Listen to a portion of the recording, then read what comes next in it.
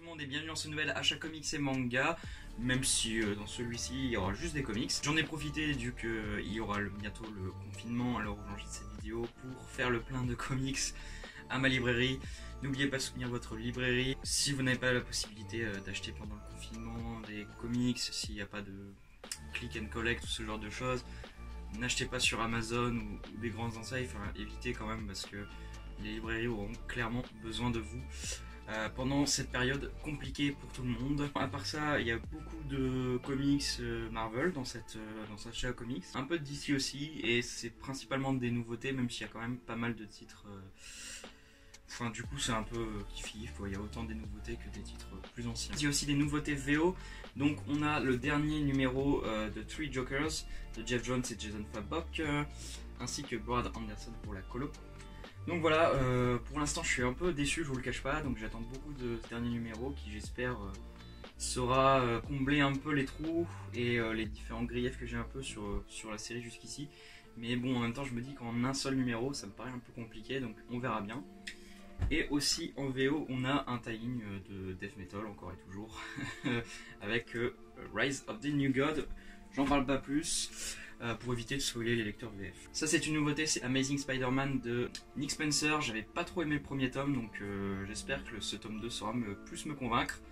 Et en termes de dessin, on a Humberto Ramos visiblement vu qu'il est sur la couverture. Avengers tome 2 de Jason Aaron. Donc c'est pareil, c'est la série la plus récente du dernier relaunch de Marvel. J'ai beaucoup aimé le premier tome, j'adore Jason Aaron, donc beaucoup d'attentes pour la suite et j'espère que ça sera toujours aussi bon, d'autant que ces tomes coûtent vraiment cher je trouve pour ce que c'est. On est sur du 6 numéros je crois pour 22 balles. C'est vraiment c'est n'importe quoi je trouve.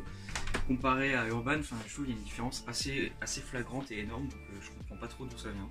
Mais bon, écoutez, c'est comme ça, pour l'instant c'est le seul moyen d'avoir en relié les séries Marvel, donc c'est tout, hein, j'achète, d'autant que comme je vous l'ai dit, surtout le premier tome j'ai beaucoup aimé, mais bon, ça fait un peu chier clairement. Ensuite, trois titres qui sont pas forcément nouveaux, c'est du Daredevil, la série Legacy, donc c'est la suite du run de Charles Soule en 100% Marvel, l'ancienne maquette des 100% Marvel, d'ailleurs que j'aime pas trop, ça pour vous comparer, ça c'est la nouvelle maquette, voilà, ça c'est un 100% Marvel et ça aussi, mais je préfère largement la nouvelle maquette qui est beaucoup plus proche de ce qu'ils ont fait pour Marvel Now, etc. Là, celle-ci, je la trouve pas très belle avec ce gris, et ici le 100% comme ça, je suis pas fan.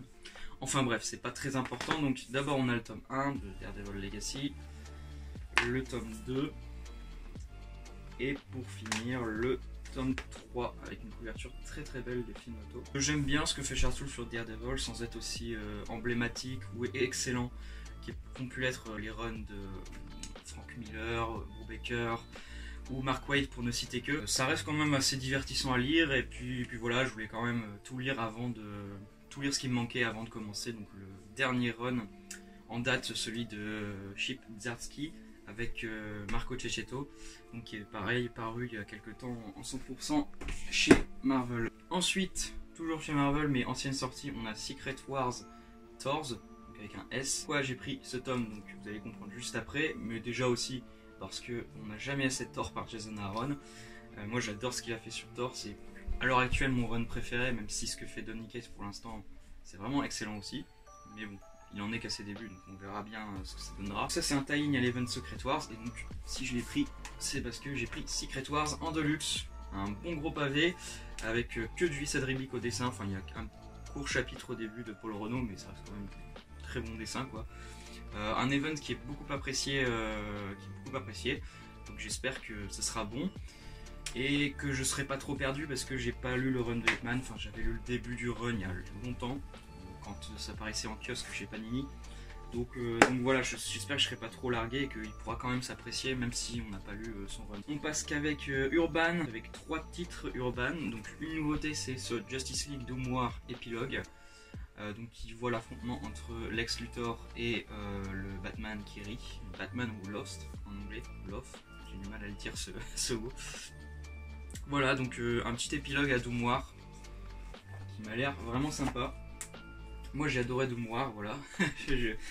Écoutez, donc forcément je suis plutôt impatient, et toujours dans l'esprit Doom War, Metal et etc. Enfin tout ce que fait Snyder et compagnie sur la Justice League et l'univers DC, on a ce gros tome de Batman Metal, le multiverse noir, qui voit faire des espèces de what if en fait sur des récits emblématiques qui ont mal tourné ou tourné différemment. Donc on a par exemple un récit sur Nightfall, Infinite Crisis, il y en a un sur les Titans, et voilà, j'ai pas tout en tête, il y a Blackest Night aussi, enfin bref, voilà, ça peut être sympa à lire, et moi encore une fois j'aime bien ce que fait Snyder et les autres auteurs avec la Justice League, donc je suis plutôt curieux de lire ça. Et enfin, une sortie qui n'est pas récente mais qui n'en est pas moins, que j'attendais quand même beaucoup de lire, c'est Justice League of America tome 0 avec GLA Year One de Mark Waid. Je suis vraiment pas hyper fan de GLA, la série de GLA à partir du tome 1 vu que c'est le run de Morrison, et franchement ça fait partie des travaux de Morrison que je suis pas fan du tout. Mais bon, écoutez, Mark Waid pour le coup j'adore, et voilà, l'idée d'avoir un récit Year One sur la Justice League, ça me plaît beaucoup, et je suis très curieux de voir ce que ça va donner. Voilà, donc c'en est tout pour ces achats. On se retrouve très bientôt pour une autre vidéo. Encore une fois, rappelez-vous, soutenez vos librairies indépendantes, ils ont besoin de vous.